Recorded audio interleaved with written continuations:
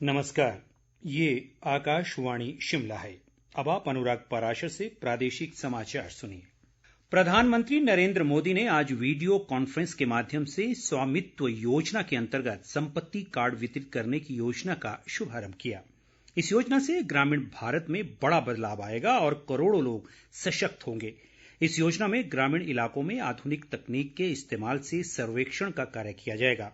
ये केंद्रीय क्षेत्र की योजना है जो इस वर्ष अप्रैल में शुरू की गई थी। इसका उद्देश्य ग्रामीण क्षेत्रों में मकान मालिकों को उनके भवन के अधिकार का रिकॉर्ड उपलब्ध करवाना और संपत्ति कार्ड जारी करना है। प्रधानमंत्री ने कहा कि संपत्ति कार्ड प्राप्त करके ग्रामीण लोगों को अपने मकानों का कानूनी अधिकार प्राप्त हो जाएगा और उन्हें बैंकों से ऋण लेने सहित अन्य वित्तीय सुविधाओं को प्राप्त करने में आसानी होगी। उन्होंने कहा कि इस पहल से संपत्तियों के अवैध कब्जों को भी रोका जा सकेगा।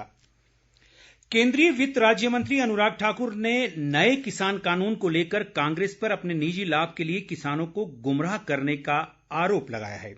धर्मशाला में आज एक संवाददाता सम्मेलन में उन्होंने कहा कि इस कानून के जरिए केंद्र सरकार शोषित और प्रताड़ित सीमांत किसानों के आर्थिक सशक्तिकरण व उन्हें बराबरी का हक दिलाने के लिए प्रतिबद्ध है। अनुराग ठाकुर ने कहा कि नए कानून के अनुसार किसान को अनुबंध में पूरी स्वतंत्रता रहेगी और वह अपनी इच्छा अनुसार दाम तय कर उपज बेच सकेगा। किसानों को बिक्री वाले दिन ही या अधिकतम 3 दिन के भीतर भुगतान प्राप्त होगा। उन्होंने कहा कि किसान की जमीन पूरी तरह सुरक्षित रहे, इस दिशा में भी केंद्र सरकार ने पुख्ता प्रबंध किए हैं।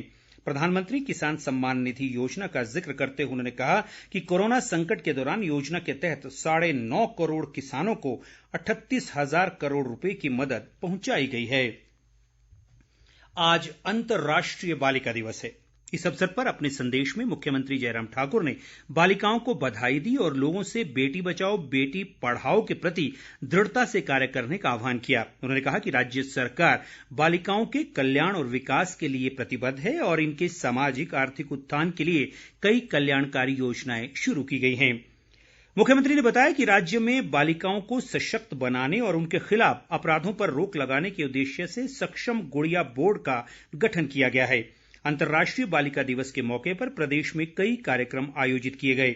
सोलन में एक कार्यक्रम में स्वास्थ्य मंत्री राजीव सैजल ने लोगों को बेटियों की सुरक्षा व महिलाओं के सम्मान की शपथ दिलाई।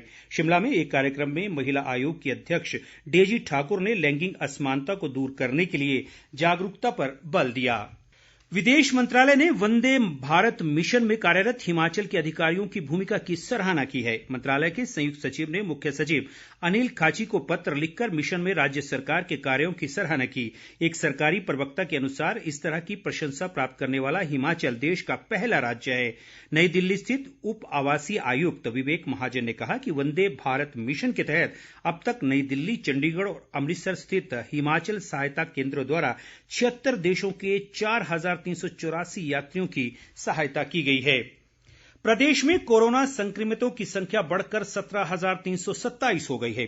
आज अभी तक प्रदेश में 83 नए मामले सामने आए हैं, जबकि 179 लोग ठीक भी हुए हैं। स्वास्थ्य विभाग द्वारा जारी बुलेटिन के मुताबिक राज्य में अब तक 14,440 लोग ठीक हो चुके हैं, जबकि 2,619 एक्टिव मामले हैं। राज्य में कोरोना संक्रमण से अब तक 243 लोगों की मौत हुई है।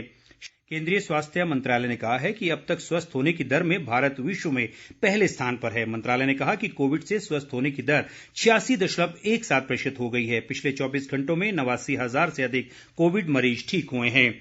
प्रदेश भाजपा अध्यक्ष सुरेश कश्यप ने कहा है कि प्रधानमंत्री नरेंद्र मोदी की सकारात्मक नीतियों के कारण भारत दुनिया में सशक्त छवि वाला देश बनकर उभरा है। उन्होंने कहा कि कोरोना संकट के दौरान भी भारत ने बेहतरीन कार्य किया है।